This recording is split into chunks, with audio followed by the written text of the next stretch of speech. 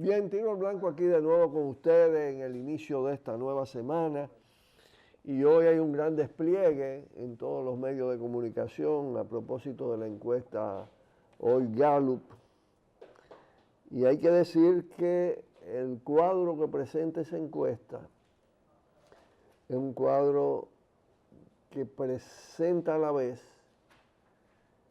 el desgaste, el deterioro, el descrédito del sistema de partidos en la República Dominicana. El 46% de los encuestados abiertos no tienen opinión, no le interesa, no tienen ningún preferido de cara al PLD. Y entonces, dentro de los candidatos al PLD, cuando se hace la encuesta, Danilo tiene un 19.7, Leonel un 18, Margarita un 4 y todo lo demás un punto y tanto, se van hasta 0 puntos. 0.3 Gonzalo Castillo. Eso indica que el techo que tiene Danilo y Leonel es sumamente bajo. Pero eso se le agrava además cuando se ponen todos los candidatos de cara a los encuestados de los diferentes partidos. Entonces ahí usted tiene con que Abinader tiene 18.8, Leonel 14.8, Danilo 14.8, Margarita 7.2, Guillermo 6.6, Hipólito 6.2 y Genanfi Trujillo, que lo están metiendo, 5.4. Es decir, ninguno remonta al 20, ninguno remonta el 20. Y eso no es cualquier cosa. Eso indica que independientemente de que hay en algunos partidos varios candidatos y podrían modificarse a la hora que se unifiquen, de toda manera estén en una fase de depresión. Y eso es lo que se ha revelado a lo largo de un año, 2017, y de lo que va de este año con las experiencias de Marcha Verde. Los partidos del sistema de partidos, los partidos electoralistas, no tienen poder de convocatoria. En todo este periodo no han podido hacer una manifestación de envergadura. Los de oposición se meten un poco ahí a medrar en Marcha Verde porque no pueden hacer otra cosa.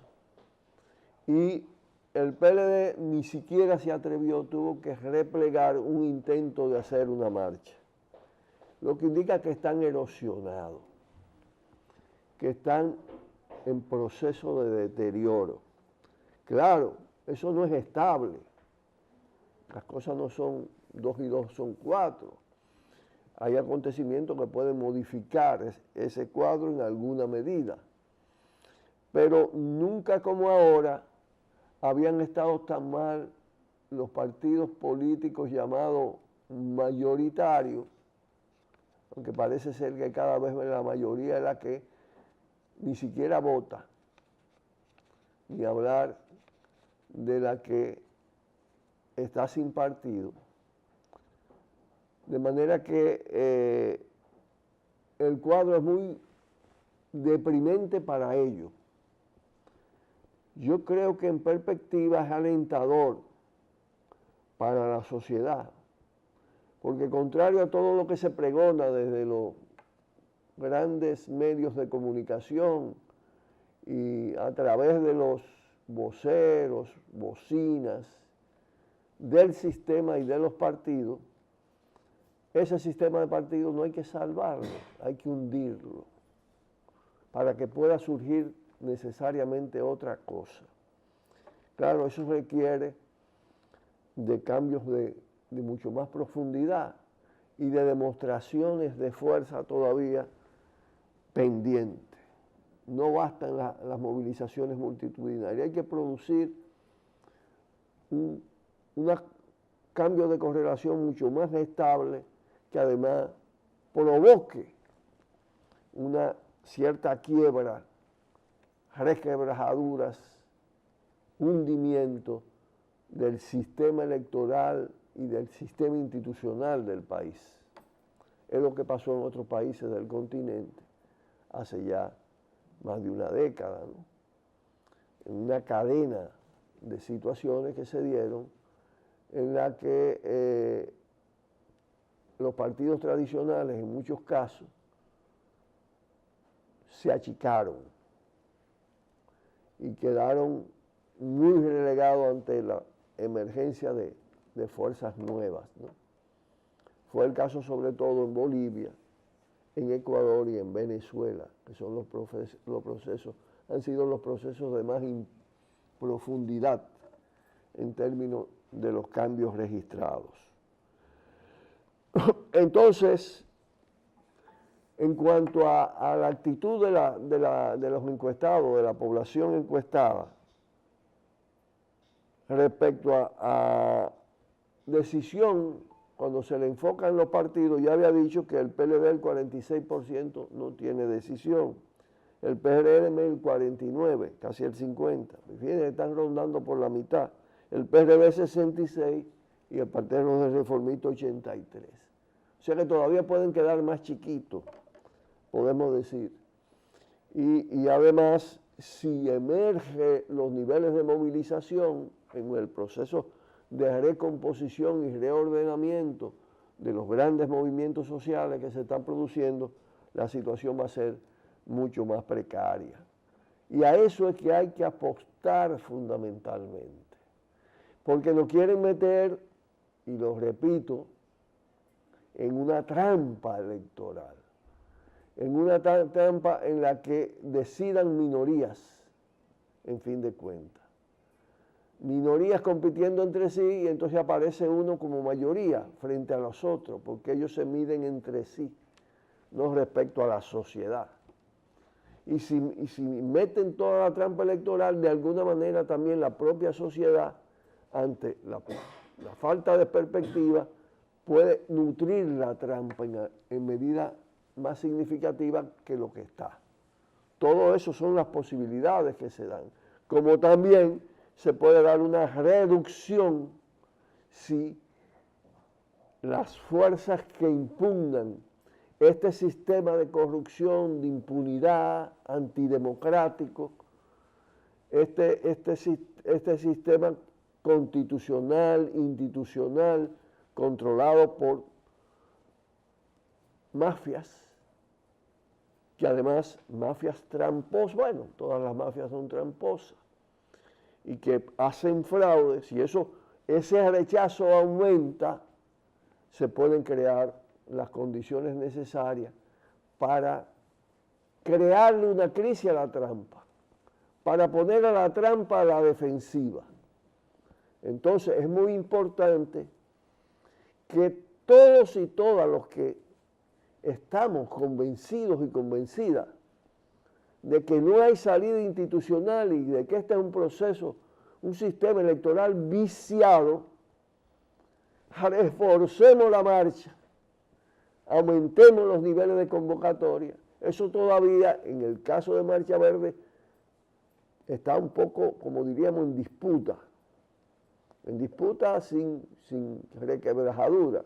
Es decir, se va discutiendo el tema, pero vale actuar también con independencia, preservando la unidad de Marcha Verde, pero potenciando un nivel de conciencia que impunde las instituciones actuales, que plantee la ruptura de ella, el colapso de ella y la propuesta de un proceso constituyente en el que se construya poder constituyente y se enarbole la bandera de una constituyente popular y soberana, asamblearia, para finalmente reconstruir las instituciones y el programa que merece esta sociedad. Porque de lo contrario, todo se irá poniendo peor. con más niveles de caos, con mayor putrefacción de las instituciones, porque siempre hay que decir que este tipo de régimen, como todo el capitalismo, y ayer hablábamos de eso en nuestro seminario, no caen solos. Son como el caimito en la mata, que se quedan hasta que se secan. Necesitan que se le empuje para que caigan, para que se pueda producir el cambio. Cuando se cierran las vías institucionales y electorales, como de más en más están cerradas en el país, para producir el cambio que merece esta sociedad, es necesario entonces emplearse a fondo para que aparezca algo que en la sociedad sea más o menos similar al palo con que se tumba el caimito, porque también encaramarse en la mata puede ser muy peligroso, sencillamente. El tema es cómo crear las fuerzas que sean capaces de producir ese cambio que es ruptura y creación al mismo tiempo. Pausamos y volvemos con ustedes. Bien, bueno, ayer tuvimos un evento de mucha trascendencia en el proceso que está desarrollando el movimiento camañista de hace ya más de un año. Un proceso congresual, un congreso que es proceso al mismo tiempo. No es sencillamente una reunión, una asamblea. No. Han sido un conjunto de seminarios, talleres, que van abordando temas cruciales como la situación mundial, el estado en que está el capitalismo actual, su crisis, América Latina y el Caribe, nuestra América, el tema de género, con todo lo que se refiere a la relación de poder en materia de género, su vínculo, cómo cruza otras opresiones, el dominio de clase, su dimensión, el tema relacionado con el medio ambiente y los seres humanos, esto vinculado a la lógica capitalista o a la dinámica capitalista altamente destructiva.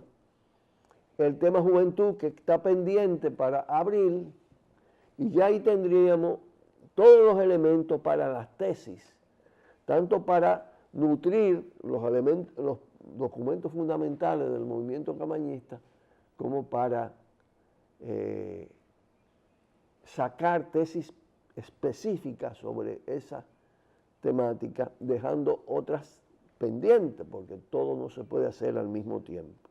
Esto incluso abierto, con participación de las otras organizaciones de la izquierda revolucionaria, antisistémica, porque lo que estamos tratando de conformar una izquierda anticapitalista, con claras perspectivas transformadoras socialistas, en la República Dominicana, en el marco de una situación pasada de depresión, dispersión, desarticulación.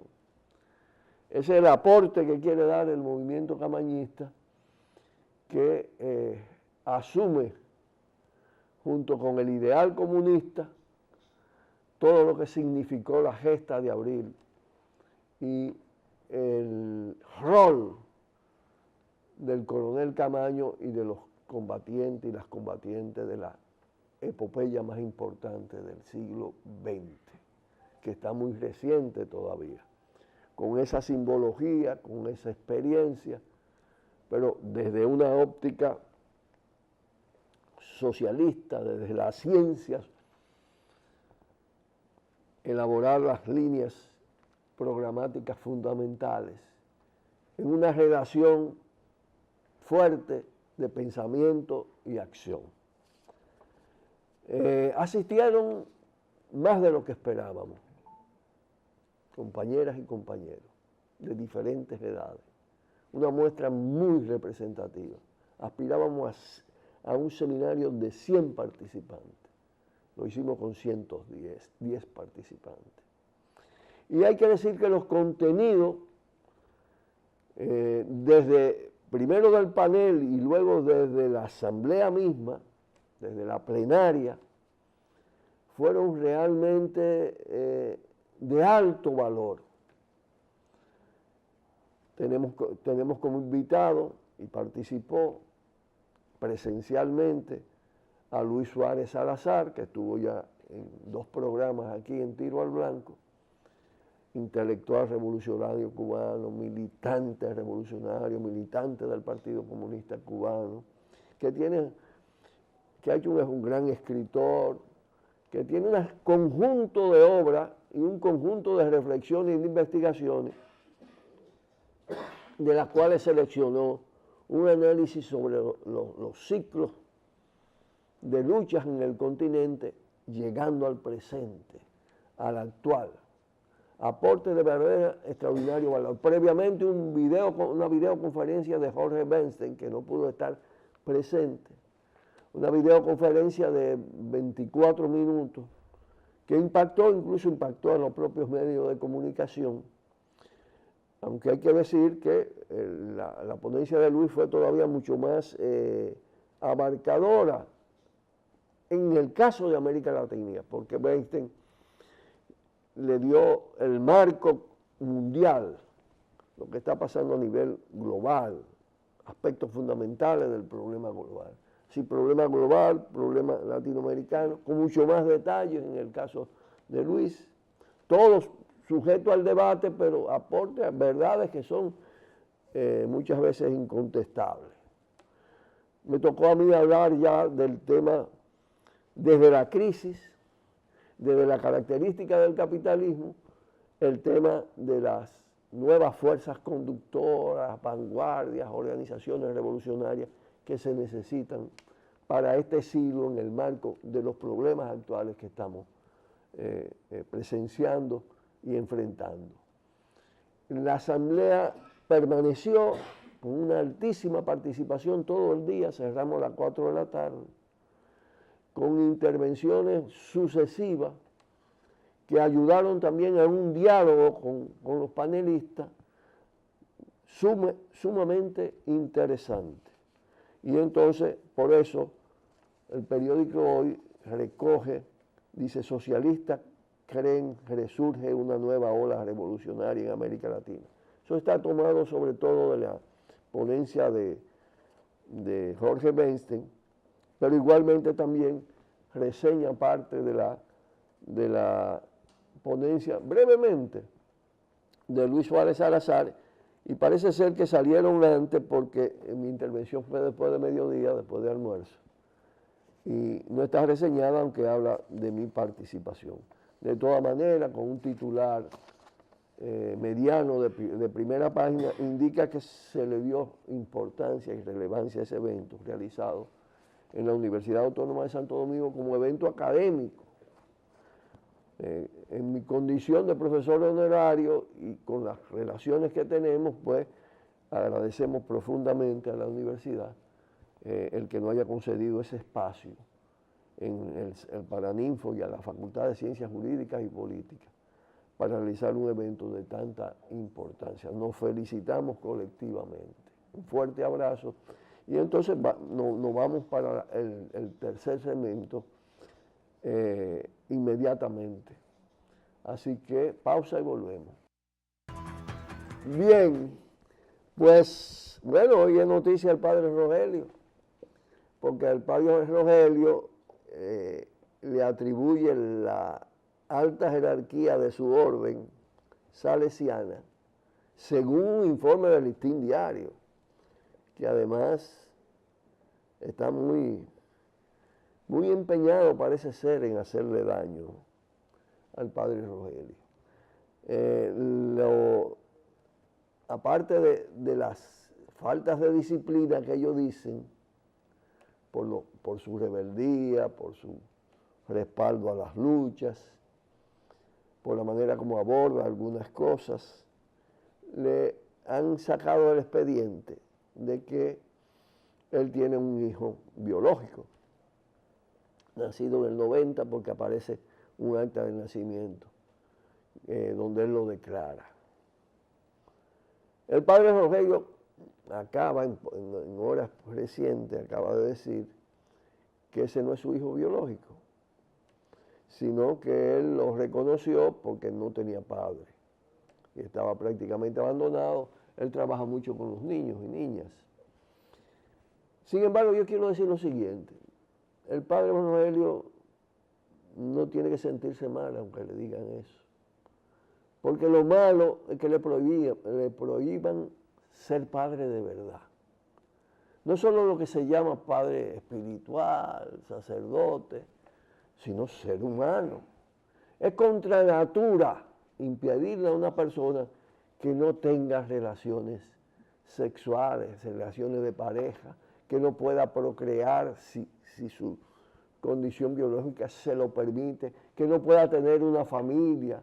No hay cosa que reconforte más a los seres humanos que tener sus hijos, sus nietos, sus nietas, su compañera. Es decir, estamos frente a algo draconiano que viene de lejos, que fue un invento desde la Iglesia Católica, desde la jerarquía de la Iglesia Católica, que no está ni siquiera en nada en su origen. Porque hasta los apóstoles, y Jesús se lo ha dicho con mucha claridad, hay elementos que lo prueban, que María Magdalena fue su novia, fue su compañera. Pero estos tipos dogmáticos, arcaicos, que quieren... Y ahora la iglesia está explosionando ese problema, porque el celibato no resiste ya más, no resiste. Entonces si el padre Rogelio de verdad tuvo un hijo, de verdad biológico, yo lo felicito. Claro, si no lo ha tenido, él tiene que decir lo que es la verdad. Y si él dice, investígueme, él tiene que decirlo, porque también él tiene su derecho, si le parece, a decir, no, yo no voy a tener relaciones sexuales. Eso es una decisión íntima de cada quien.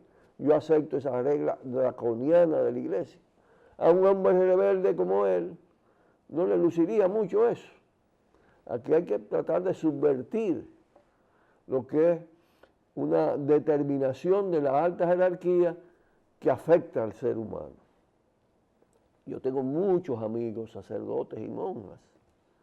Y no, si alguien me dice, y hay quienes me lo han dicho, mira que fulano está enamorado, Yo recuerdo el caso del padre Vargas de Bonao, que jugó un papel muy importante en los años 70, 80, en los 80 sobre todo, en las luchas campesinas, en las luchas contra Falcon Bridge, que finalmente terminó casándose con una novia.